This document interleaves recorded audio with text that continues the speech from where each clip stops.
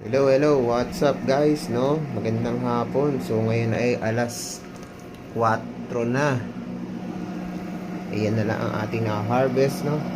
150 watts. Ating Gentile battery, 100 Ah at 1.6 kilowatt na inverter. Ngayon ay may naka-load na rice cooker. Siya guys, rice cooker.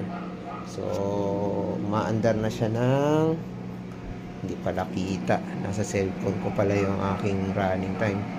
So yung timer ko nasa cellphone, hindi ko alam kung ilang oras na maandar yung rice cooker.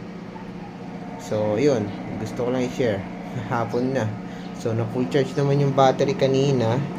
Kalimutan ko lang mag saing kanina nung tirik na tirik yung araw, mga tanghali, alauna. Sana dun sana, pero naka-float charge naman siya na 8.0.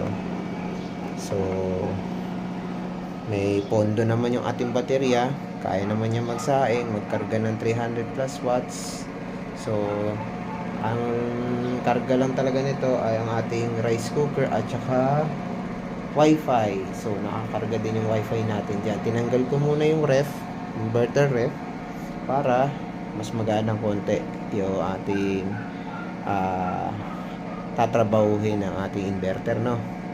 So ayan, ito yung aking extension papunta ng sa rice cooker. Ito, extension dito sa baba. Ayan. Diyan nakasaksak, another extension ulit. Ayan, diyan ko sineksak yung rice cooker kasi wala lang. So ayan, cooking siya. Sana matapos at sana float charge pa rin siya kapag natapos yung ating rice cooker, para naman ready pa din sa gabi, makakabakbak bakbakan pa rin, pwede nating gamitin sa TV, no, mga 3 oras mamayang gabi sa 42 inch na TV natin, no? So yun lang, wala lang, share lang guys, no. Happy harvest sa inyo, no. Maganda ang panahon, sobrang init, pero dahil sa ating mga ka-DIY at mga nagsosolar dyan, no, gustong gusto natin yung init na yan. Yung init na yan, gustong gusto natin para sa ating solar setup, no.